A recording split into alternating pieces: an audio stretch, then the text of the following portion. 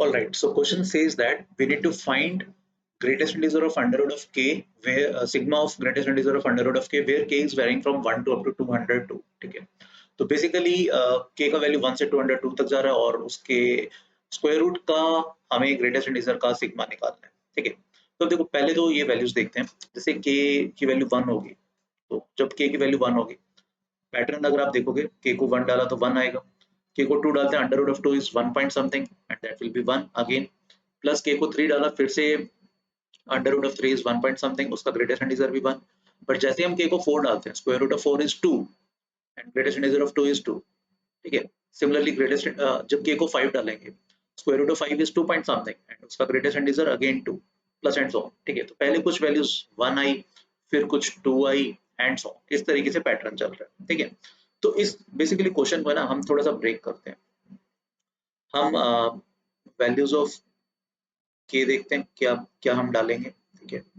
फिर हम देखते हैं कि greatest integer of root of k की क्या वैल्यू बनती है. ठीक है. एंड फिर हम देखेंगे नंबर ऑफ सच वैल्यूज जहां पे ये अटेन हो रहा है. ठीक है. ये हम एक छोटी सी टेबल बनाने की कोशिश करते हैं, वहां से ना आपको पूरा आइडिया लग जाएगा कि क्वेश्चन कहां से कहां तक कैसे अप्रोच करना है. ठीक है. तो k की वैल्यू जब 1 से 3 तक जा रही है, तो square root of greatest integer of k, ठीक है, स्क्वायर रूट ऑफ k का ग्रेटेस्ट इंटीजर, इसकी वैल्यू 1 बनेगी, because 3 under root of 3 is 1 point something 1 point something है ना, 1.732, उसका ग्रेटेस्ट इंटीजर विल बी 1. और ऐसे कितनी वैल्यूज आ रही है, 3 है, जिसको मैं 2 स्क्वायर माइनस 1 स्क्वायर लिख सकता हूँ. ठीक है. सिमिलरली जब k का वैल्यू 4 से आपका 8 तक जाएगा, ठीक है, तो अंडर रूट ऑफ k कितना बनेगा, under root of k under root of 4 यानी कि 2 से स्टार्ट होकर 2 पॉइंट समथिंग तक जाएगा, which will be 2, राइट. तो इसका मतलब ये कितनी वैल्यूज बन रही हैं, ये 4 से 8 5 वैल्यूज बनती हैं, जिसको मैं 3 स्क्वायर माइनस 2 स्क्वायर भी लिख सकता हूँ. तो आई होप अभी आपको चीजें समझ में आ रही होंगी. नेक्स्ट स्क्वायर कहाँ आएगा, 16 पे डालने पर 4 बन जाएगा, because under root of 16 is 4. तो मैं 9 से स्टार्ट करता हूँ, यानी 3 से मैं स्टार्ट कर रहा हूँ और मुझे 3 पॉइंट समथिंग चाहिए, यानी मैं 15 तक ही जा पाऊंगा. और उस सिनेरियो में ग्रेटेस्ट इंटीजर ऑफ रूट के ये बनेगा 3 and how many such values are there, that will be simply 4 square minus 3 square. ठीक है. सेम पैटर्न मैं आगे रिपीट करता हूँ. ठीक है. तो ये मैक्सिमम आप देखो, ये 202 is not a perfect square. Perfect square 196 तक होता है. तो 169 से जब मैं 195 तक जाऊंगा, ठीक है, तब मुझे हमेशा अंडर रूट ऑफ k का वैल्यू 13 पॉइंट समथिंग मिलेगा, जिसका ग्रेटेस्ट इंटीजर ऑफ 13 होगा. और ये वैल्यूज कितनी होंगी, ये वैल्यू सिंपली आपका 13 14 स्क्वायर माइनस 13 स्क्वायर बन जाएंगे. ठीक है.